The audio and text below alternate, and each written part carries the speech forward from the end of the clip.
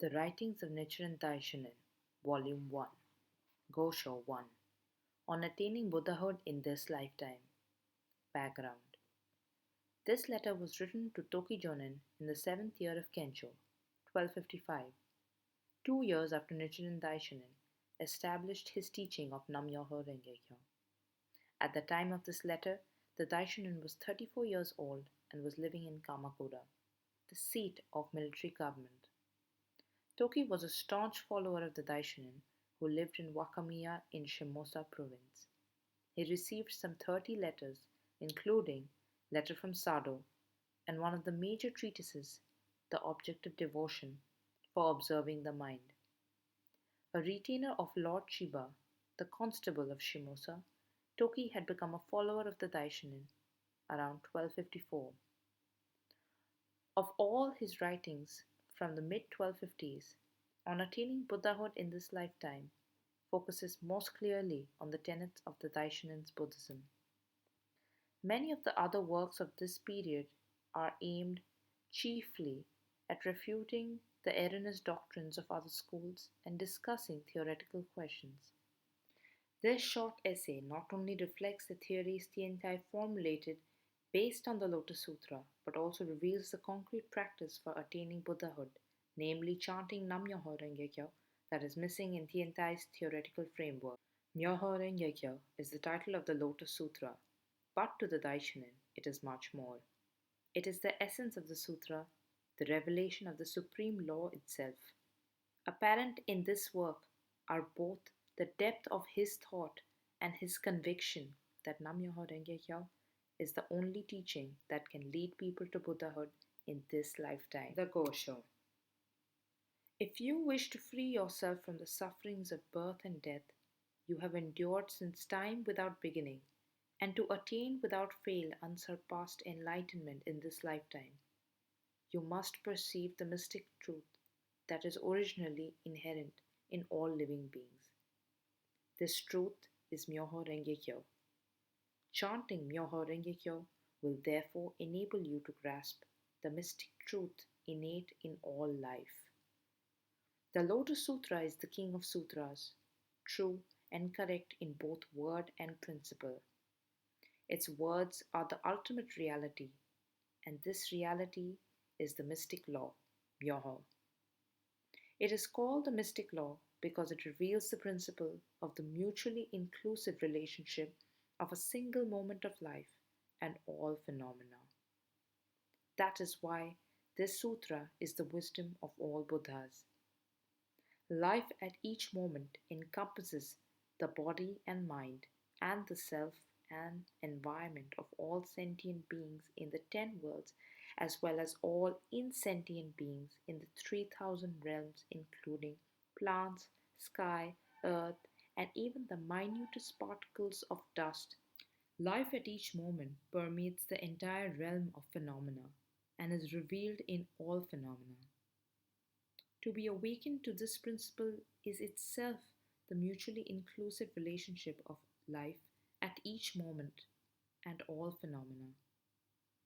Nevertheless, even though you chant and believe in Myoho Renge-kyo, if you think the law is outside yourself, you are embracing not the mystic law, but an inferior teaching.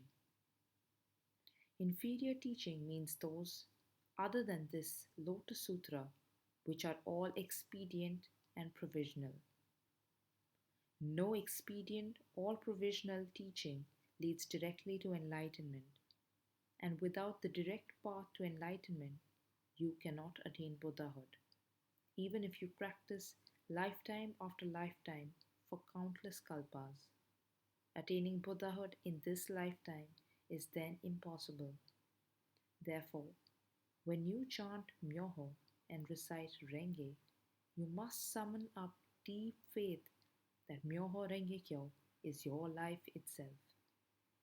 You must never think that any of the 80,000 sacred teachings of Shakyamuni Buddha's lifetime or any of the Buddhas and Bodhisattvas of the 10 directions and 3 existences are outside yourself. Your practice of the Buddhist teachings will not relieve you of the sufferings of birth and death in the least unless you perceive the true nature of your life. If you seek enlightenment outside yourself, then your performing even 10,000 practices and 10,000 good deeds will be in vain. It is like the case of a poor man who spends night and day counting his neighbor's wealth but gains not even half a coin. That is why the Tiantai school's commentary states, unless one perceives the nature of one's life, one cannot eradicate one's grave offenses. This passage implies that unless one perceives the nature of one's life, one's practice will become an endless, painful austerity. Therefore, such students of Buddhism are condemned as non Buddhist. Great Concentration and Insight states that although they study Buddhism, their views are no different from those of non Buddhists.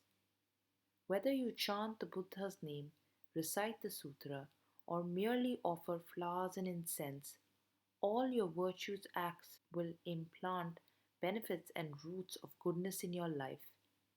With this conviction, you should strive in faith. The Vimalakirti Sutra states that when one seeks the Buddha's emancipation in the minds of ordinary beings, one finds that ordinary beings are the entities of enlightenment, and that the sufferings of birth and death are nirvana. It also states that if the minds of living beings are impure, their land is also impure. But if their minds are pure, so is their land. There are not two lands, pure or impure in themselves. The difference lies solely in the good or evil of our minds. It is the same with a Buddha and an ordinary being. When deluded, one is called an ordinary being, but when enlightened, one is called a Buddha. This is similar to a tarnished mirror that will shine like a jewel when polished.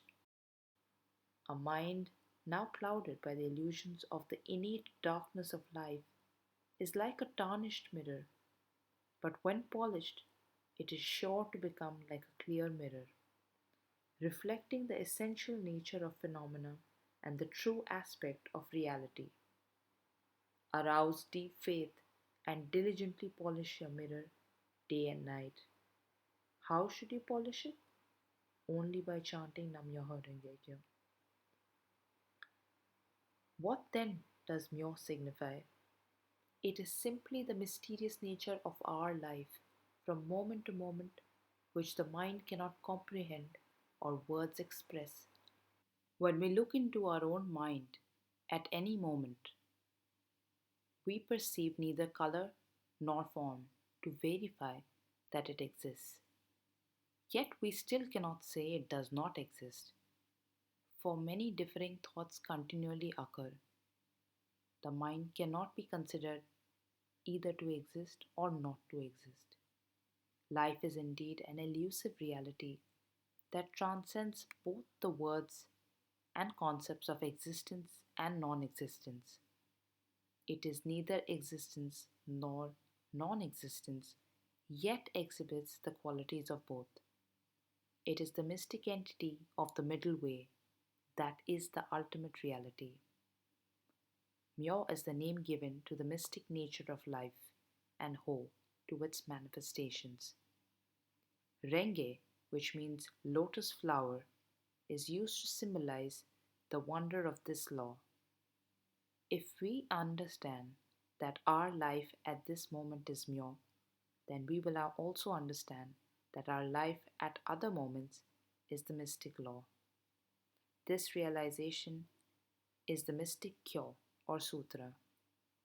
The Lotus Sutra is the king of sutras, the direct path to enlightenment, for it explains that the entity of our life, which manifests either good or evil at each moment, is in fact the entity of the mystic law. If you chant Myoho Renge Kyo with deep faith in this principle, you are certain to attain Buddhahood in this lifetime. That is why the sutra states, after I have passed into extinction, One should accept and uphold this sutra. Such a person assuredly and without doubt will attain the Buddha way. Never doubt in the slightest. Respectfully, maintain your faith and attain Buddhahood in this lifetime. Nam Myoho Renge Kyo, Nam Myoho Renge Kyo, Nichiren.